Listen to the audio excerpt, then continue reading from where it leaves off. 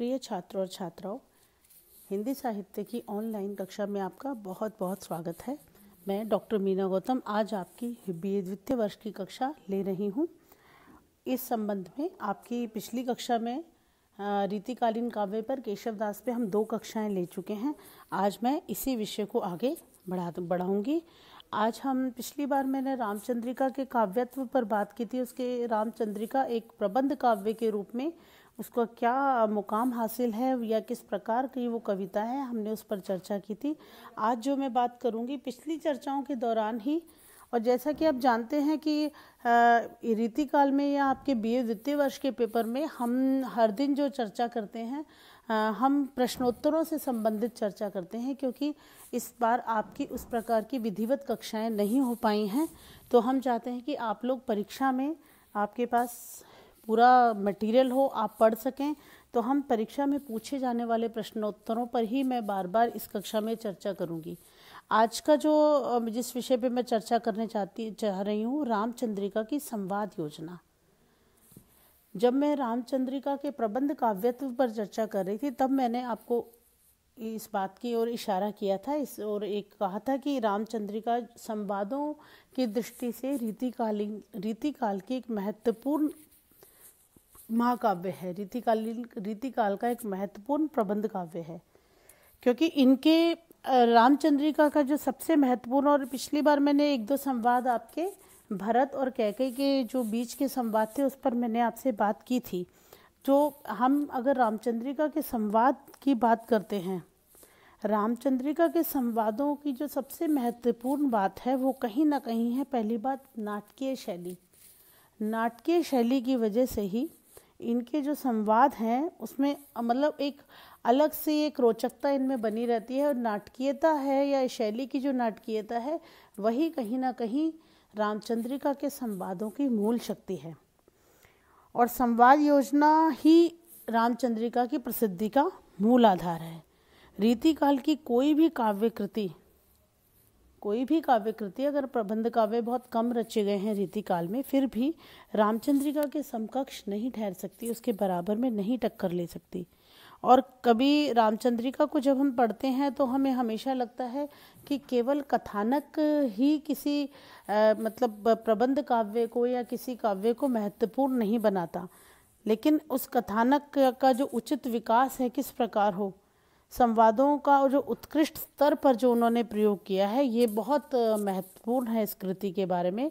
रामचंद्रिका के संवादों की जब हम बात करते हैं, रामचंद्र शुक्ल ने जब हिंदी साहित्य का इतिहास लिखा तो केशवदास की इस बात पर उन्होंने एक टिप्पणी जरूर की थी कि रामचंद्रिका में केशव को सबसे अधिक सफलता संवादों से मिली है। और हम देखते भी हैं कि कहीं ना कहीं इनके संवादों में एक तो नाटकीयता होने से रोचकता बहुत बनी हुई है, और आरंभ से अंत तक एक सजीवता यहाँ पर दिखाई देगी।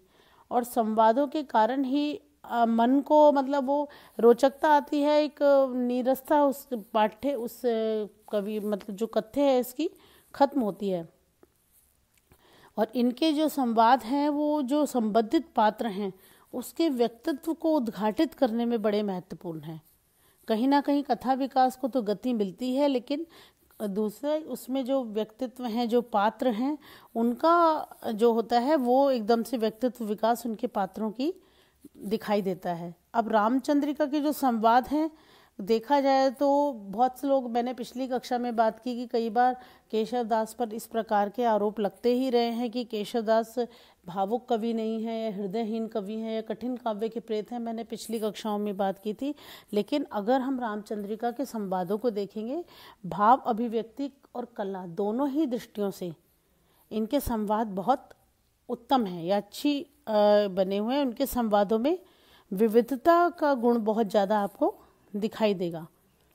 और दूसरा कि इनके संवादों को अगर एक ही प्रकार की भावभूमि पर अगर हम खड़ा कर दें तो तब उस प्रकार की मतलब वो चीज़ें उसमें वो प्रभाव उसका नहीं पड़ता है। लेकिन इनके जो संवादों में विभिन्नता, जो मैंने आपसे बात की, विभिन्नता की वजह से ही उसकी जो प्रभाव उत्पादकता जो हम कहते हैं वो ज़्यादा बढ़ जाती है। और जो केशव हैं उन्होंने संवादों में भाव और कला दोनों ही दृष्टियों से विविधता का प्रयोग किया है। अब हम संवादों पर, अगर हम रामचंद्रिका के संवादों पर जाते हैं तो आपका जो कोर्स है उसमें जो संवाद हैं वो मैंने देखा कि ये आपके संवाद भरत, ये परशुराम संवाद, लक्ष्मण परशुराम, लक्ष्मण भरत, और इनके संवाद यहाँ पर ज़्यादा आपको दिए गए। ये तो बड़ा एक महत्वपूर्ण, बड़ा प्रसिद्ध प्रसंग है लक्ष्मण परशुराम संवाद, और इन्होंने, तुलसीदास ने भी इस प्रसंग में लिखा था।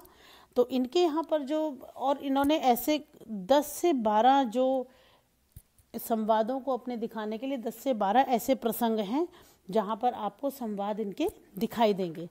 एक तो इनके जो शुरुआत में जब ग्रंथ शुरू होता है, परशुराम संवाद का ही इनका जो आपके कोर्स में लगा, मैं यही देख रही थी, परशुराम संवाद लगा है आपके कोर्स में। लेकिन संवादों के और भी कई प्रसंग हैं, जैसे दशरथ विश्वामित्र संवाद, प्रकाश 2 में उसमें लगा हुआ है। सुमति विमति संवाद है, रावण और बाणासुर संवाद है, विश्वामित्र जनक संवाद है, परशुराम वामदेव संवाद है, परशुराम राम लक्ष्मण संवाद है, कैकई और भरत का संवाद है, शूर्पणखा और राम का संवाद है, सीता और रावण का संवाद है, हनुमान और रावण का संवाद, और रावण अंगद संवाद, लवकुश संवाद, विभीषण और सुग्रीव का संवाद।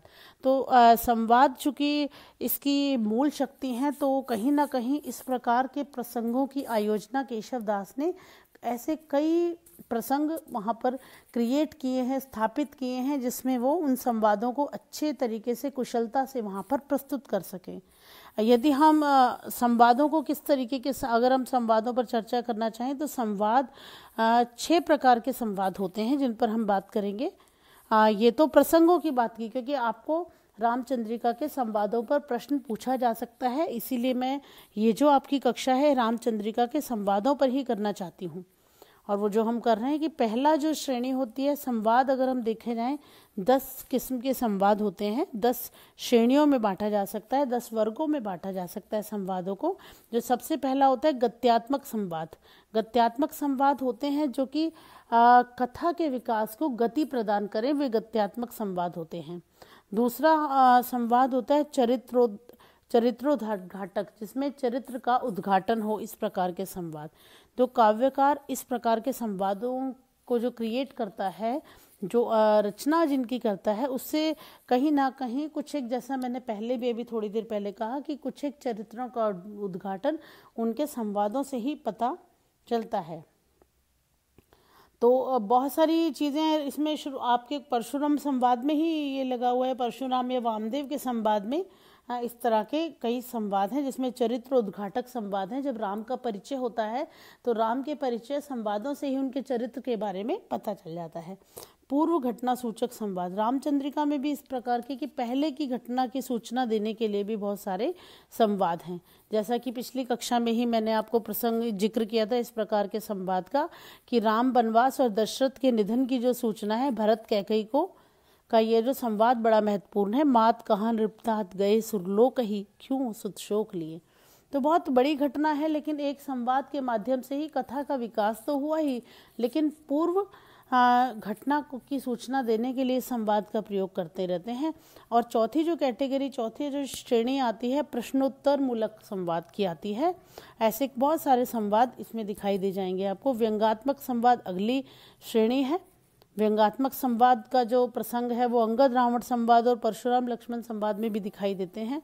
तो ये, और जो छठी श्रेणी जो आती है वो भावानुकूल संवाद, जो आंतरिक भावों को, पात्रों के आंतरिक भावों को अभिव्यक्ति देते हैं, वो भावानुकूल संवाद होते हैं। ऐसे बहुत सारे, परशुराम और शिव धनुष भंग में जब परशुराम क्रोधित हो जाते हैं तो परशुराम के भाव जो निकल कर आते हैं वो भावानुकूल संवादों में दिखते हैं। और दूसरा, अगली जो श्रेणी है 7वीं श्रेणी, हम 6 श्रेणी पे बात कर चुके हैं। अंगद रावण के जो कूटनीतिक संवाद हैं, जिनको कूटनीतिक संवाद है अंगद और रावण के, कि जब रावण अंगद की भावनाओं को भड़का कर राम का विरोधी उन्हें बनाने का प्रयास करता है, तो वो कूटनीतिक संवाद भी हैं। परिचयात्मक संवाद भी हैं। रामचंद्रिका में ऐसे बहुत सारे संवाद हैं कि एक दूसरे का परिचय देने लेने के, उसमें जो परिचयात्मक संवाद, पात्र अपने परस्पर परिचय देते हुए चित्रित किए जाते हैं। और नाटकीय संवाद, नाटकीय संवाद बड़े महत्वपूर्ण होते हैं और रामचंद्रिका में इस प्रकार के संवादों की भरमार है। नाटकीय संवादों में पात्रों के हाव भाव व्यक्त होते हैं, व्यक्त करने की क्षमता होती है। रामचंद्रिका में मैंने कहा कि इस प्रकार के बहुत ही संवाद हैं।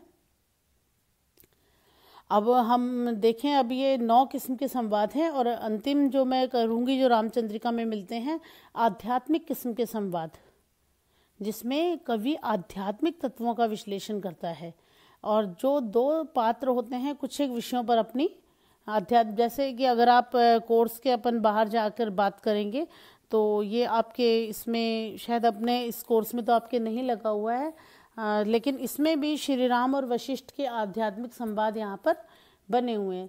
और जो भ्रमर गीत है रत्ना, इनका भंवर गीत के अंदर गोपियों और उसमें भी आध्यात्मिक संवाद हैं। तो अंत में मैं यही कहना चाहूँगी कि रामचंद्रिका की जो संवाद योजना है वो बहुत ही मतलब अद्वितीय है कविता के उसमें, और कहीं ना कहीं एक सजीवता, चेतनता इन संवादों की मूल मतलब शक्ति है इन चीज़ों की। और दूसरा कि चारित्रिक विशेषताओं को दिखाने में और कथा के विकास को आगे बढ़ाने में केशव के जो संवाद हैं वो बहुत ही स्वाभाविक हैं, सहज हैं और बहुत ही प्रभावशाली हैं। और सहजता और शिल्प चमत्कार, उसकी नाटकीयता जो है और मौलिकता के कारण जो रामचंद्रिका में जो अनूठापन है, जो विशिष्टता है और जो रामचंद्रिका की पहचान है कहीं ना कहीं वो संवाद ही हैं।